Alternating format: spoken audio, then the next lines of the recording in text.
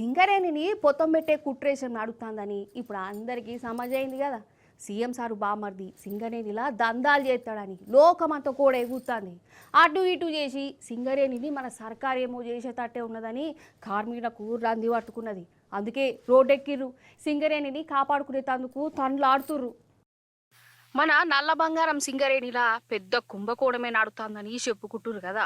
మన CM sir బామర్ది దందాలు చేసిండట. అందులో ఇక ఈ సింగరేణి టెండర్ల మీదని వాటాల కాడ మంత్రుల నడుమ నడిచిన పంచాయతీ బజార్ల వాటదని అంటారు. అటు ఇటు చేసి సింగరేణిని ఆగం చేసే కథ నడుతుందని కార్మికులు భయపడుతున్నారు. మా తల్లసొంటి సింగరేణిని కాపాడాలని కార్మికులు బీఆర్ఎస్ లీడర్లు రోడ్డెక్కిరు.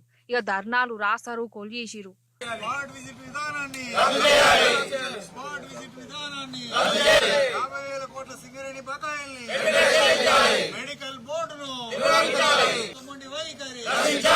సింగరేణిలో అవినీతిని వెంటనే కార్మికుల ఐక్యత, కార్మికుల ఐక్యత. జై తెలంగాణ, జై తెలంగాణ. కేసీఆర్ గారి నాయకత్వం.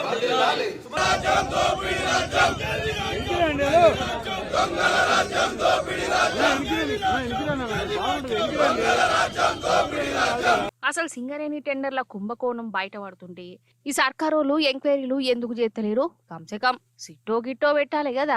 సిబిఐ ఎంక్వైరీ చేసి దొంగ లెవెలో దొరకబట్టాలి కదా. కానీ 1000 కోట్ల కుంభకోణంలా ఎంక్వైరీల తెరువుకే ఓతలేరు సర్కారోళ్ళు. అంటే దొంగ లెవెలు వాళ్ళకు బాగా ఎరికైనట్టే ఉన్నది. అందుకే లేని కేసుల మీద సిట్టులు, ఎంక్వైరీలు అనుకుంటా పొద్దుల తీసుకుంటా కళ్ళ ముందు కనబడే కుంభకోణాన్ని మాత్రం సూచి చూడనట్టు ఓతురేంది సర్కారోళ్ళు అని కార్మికులు గర్మైతురోలా కాదు.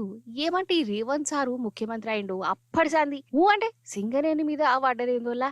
అంతేందుకు ముఖ్యమంత్రి సారు ఫుల్ బాల్ బ్యాచ్ ఆడుకునే తాందుకు కార్మికుల నోట్లే మనుగొట్టి 100 కోట్ల రూపాయలు సింగరేణి సొమ్ము కథం చేసిరు. నిజంగా కేసీఆర్ సార్ పాలనలా సింగరేణి సిరులు కురిపించినాయి. కానీ ఇప్పుడు సింగరేణి అంటే దోసుకునే బాయలెక్కనే చేసిరని అంటారు.